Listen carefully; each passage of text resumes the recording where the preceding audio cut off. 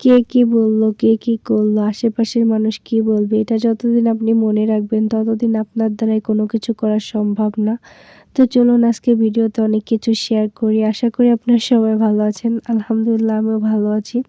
তো দেশ এবং দেশের বাইরে যারা আছেন আপনাদের জন্য আসসালামু আলাইকুম। আপনারা সবাই আমার ভিডিওতে একটা করে সালাম দিয়ে যাবেন এবং কে কোন জায়গা থেকে ভিডিওটা দেখতেছেন অবশ্যই কমেন্ট করে জানাবেন।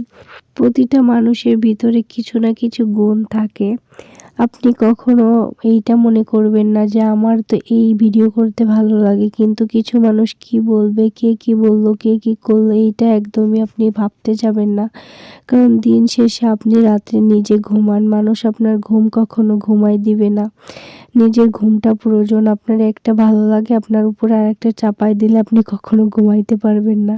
আমি ঘুমানোর উদাহরণটাই দিলাম, আরও অনেক কিছুই আছে। তো যাই হোক, আমি এখানে বাজারে গিয়েছিলাম, বাজার থেকে অনেক কিছু কিনে নিয়ে আসলাম আর কি। আমাকে দেখাচ্ছিল যে মা দেখো এগুলা নিয়ে আসছো আর কি। তো যাই হোক, হাঁড়ি পাতিল নতুন গ্যাসের চুলা সব কিছু নিয়ে আসলাম। আনার পরে আমি 1 কাপ কফি বানিয়ে নিলাম, কফিটা খেয়ে নিব। তো আমার ভালো লাগে ভিডিও করতে, কিন্তু মাঝে মাঝে কেমন জানি খুব খারাপ লাগে, ভিডিও করতে ইচ্ছা করে না। আমি ভাবতেছি 2 মাসের চ্যালেঞ্জ নিব, ডেইলি ব্লগ শেয়ার করব। আশা করি আপনারা আমাকে সাপোর্ট করবেন তো? অবশ্যই করবেন, তাই না? তো যাই হোক, এই যে আমার ছেলের জন্য আমি একটা ব্যাংক কিনে নিয়ে আসছিলাম। তো ওকে বললাম যে বাবা তুমি কিছু টাকা ব্যাংকে রাখো। আপনার বাচ্চাকে আপনি স্বপ্ন দেখাবেন যে তোমার এই ছোট্ট এক সঞ্চয় একসময় ইনশাল্লাহ অনেক বড় কিছু হবে। আপনি কখনো ওকে টাকা দিবেন না আর বলবেন না যে দোকানে যাও ইচ্ছা মতো খরচ করো, এটা কখনো বলা উচিত না। বাচ্চাকে একটু কষ্ট করা বোঝাবেন। আর সঞ্চয় করা তো অবশ্যই শেখানো উচিত আর কি। আমার বাচ্চাকে তো আমি অনেক ছোট থেকেই সঞ্চয় করা শেখাই আর কি।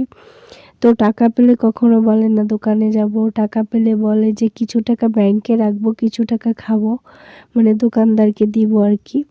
তো যাই হোক, এখানে আমি নতুন পাতিলে নতুন কড়াই একটু পছন্দের পিঠা খাবো। আর আলহামদুলিল্লাহ আমার যখন যেটা মন চায় আমি তখন সেটা বানাইতে পারি, তখন সেটা খাইতে পারি, এতে কোনো বাধা নেই। আলহামদুলিল্লাহ আলহামদুলিল্লাহ। যাদের পিঠা খাইতে মন চায় কিন্তু বানাইতে পারেন না, আজকে ভিডিওটা কিন্তু তাদের জন্য।